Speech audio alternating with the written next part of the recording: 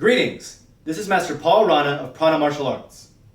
Welcome to our first video in our series, Taekwondo and the Philosophy of the I Ching. In this 10-part video series, we will explore the ancient historical roots of the philosophies and traditions of Taekwondo. At Prana Martial Arts, we seek not only to teach the highest caliber of the physical art, but to enliven and inspire our students through the philosophies and traditions of the inner art of Taekwondo. As it is said in the student oath, to train both mind and body through Taekwondo. This series specifically will focus on the classic Chinese text, the I Ching, or the Book of Changes, and its relation to the patterns or hyungs of Taekwondo, specifically all 8 of the forms taught by the World Taekwondo Federation, known as the Tae Geuk, as well as Chon-Ji of the more traditional International Taekwondo Federation. This video will provide an overall introduction to the theory and practice of the I Ching, with each subsequent video analyzing all 8 of those forms. The I Ching is one of the oldest books known to mankind. It contains historical references dating back to 1100 BC, and is generally considered to have been assembled in its current form by King Zhou of Zhou around 900 BC. Before this time, it existed as an oral tradition, passed down from mouth to ear by master to disciple, and is often attributed to the legendary world ruler Fu Zi, who lived around 2800 BC. Major philosophers such as Confucius and King Wen of Zhou made vast contributions to the I Ching, and now their commentaries form the majority of the book as it is presented today. Confucius said at age 70, "If some years were added to my life, I would dedicate 50 years to the Book of I, and then I might come to be without great fault."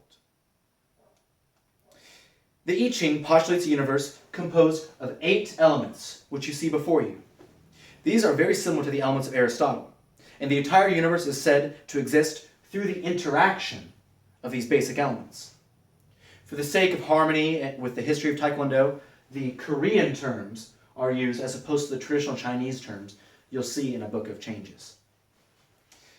Any practitioner of the Korean martial arts will immediately recognize at least 5 of these symbols that are on this whiteboard. Namely, in the center, the Tao, or the yin-yang, composed of 2 parts, one that is masculine, one that is feminine. A projective, a receptive, a positive, negative, light and dark. Likewise, you'll also recognize 4 different elements that are on the Korean flag in the corners. That of Gon, or Gun, heaven. That of Gon, earth. That of Gam, water, or the moon. And that of Ri, or Li, fire, or the sun. On the Tae Geuk Gi, the Korean flag, these are said to represent the 4 seasons. Just as all life modulates through the 4 seasons and goes through these changes, just as the Tao goes through the changes of light and dark, birth and death. So does life go through these permutations, but always maintains one complete center of balance and harmony. This is what we seek to manifest through studying the I Ching, is to find the balance through the changing modes of life.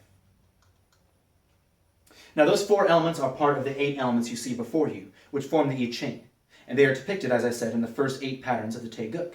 Namely, the first pattern represents heaven, the second pattern, Tae, represents lake, the third pattern, Ri, or as it's sometimes said Li, represents fire, the 4th pattern, Jin, represents thunder, the 5th pattern, wind, Seon, the 6th pattern, Gan, represents water, the 7th pattern, Gan, represents the mountain, and the 8th and last pattern, the Tae Geuk, represents Gong, the earth.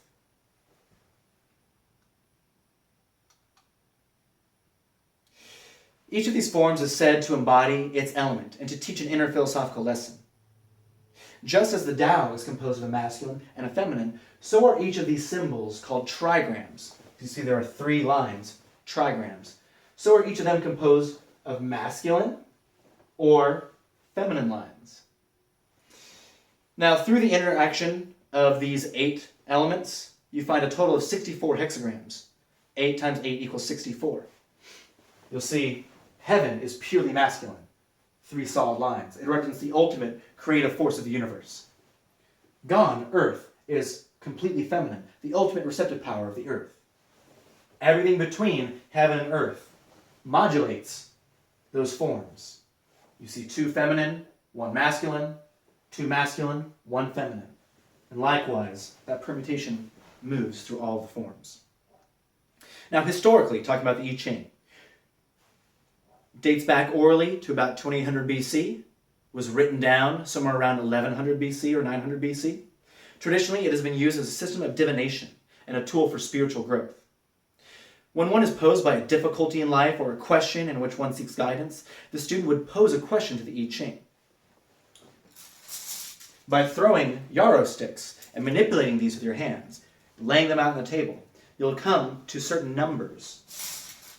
This number, 1 through 8, will yield one of these symbols, either a masculine or a feminine line. This is repeated 6 times until one arrives at a full hexagram, a full symbol. For example, the first hexagram of the I Ching represents 6 solid lines, and it is heaven above heaven. 3 heaven lines over 3 heaven lines.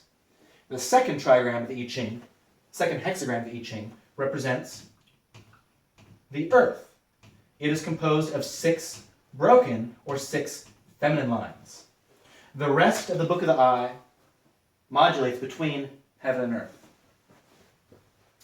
One then consults the I Ching with whatever hexagram that you found, and by reading the commentaries of the masters of Confucius and King Wen, you will come to an inner lesson, both about yourself and the universe at large, that is said to help you in your quest. Now in Taekwondo, how do we apply this?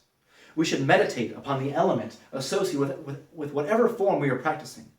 If you're practicing Tae Geuk, you meditate in heaven, and you see what it comes to mean, and etc., through each one of these. Through meditating upon the symbol of the trigram, the symbol in the I Ching, the commentaries of the masters, and the actual movements as presented in the form, one will come to understand a truth about oneself. In our following videos, we will explore in depth each of these forms and their philosophical import. Once again, this is Master Paul Rana of Prana Martial Arts.